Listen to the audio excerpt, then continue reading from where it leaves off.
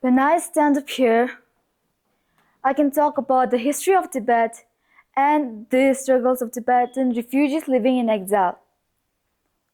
But the idea of being a refugee might not resonate with all of us.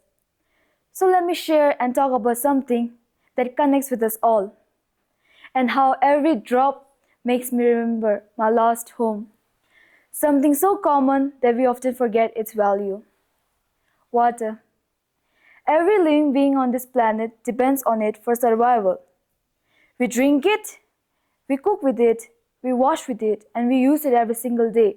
Do we not? Even though thousands and millions of people still have struggled to access safe and clean drinking water. But today, I don't intend to stand up here and talk about water as a basic natural resource. Rather, water as a symbol of identity, hope, and survival. For us Tibetans, Tibet is often referred as the water tower of Asia, as it is the source of many major rivers that flow through countries like India, China, Bhutan, Nepal, Bangladesh, and so on. Rivers such as the Brahmaputra, Indus, Ganga, Yangtze, and Mekong all originate from the Tibetan plateau, making it a crucial part in providing water to nearly 2 billion people. But for us Tibetans, water is not only connected to us or essential for us to live. It is important and connected deeply with our culture and spirituality. Lakes and rivers are considered sacred. Mountains are respected as the protectors of nature.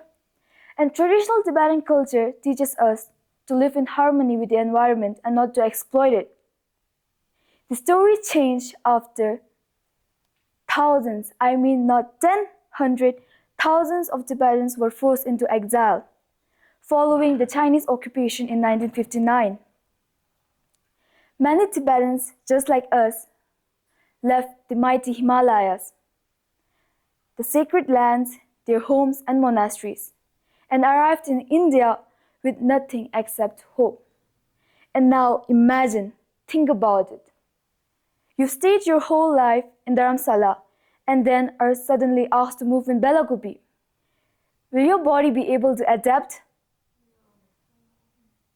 Similarly, many Tibetans who lived their life peacefully and lavishly in Tibet were suddenly asked to move into refugee settlements where even basic necessities like water was a constant struggle. Many Tibetan refugees, especially in the early years of exile, had struggled to access water because refugee camps were built in remote areas where infrastructure was poor. Water is still a scarcity. Even today and even now, in some Tibetan settlements, water shortage still remains a challenge. Glaciers have made things worse. Climate changes are melting the Himalayas rapidly. The rivers are becoming unreliable, and the same mountains that fed millions of people years ago, are now under threat because of them. Think about it. And it reminds us that water is not unlimited like the hopes of our Tibetans. We waste it without thinking, leaving taps open and polluting water, taking it for granted. Yet for many Tibetan refugees and some vulnerable countries, every drop matters. The Tibetan experience teaches us that when we lose our homeland, daily necessities like water just doesn't stay as a basic resource. It becomes a symbol of dignity, resilience, and survival. There is a Tibetan saying in Tibet that goes like, what we do in the future depends on what we do in the present. So if we let China in particular and other nations in general exploit and destroy environment like they do today, the future generation will suffer. And if we act responsibly today, the planet and the people will be safe tomorrow.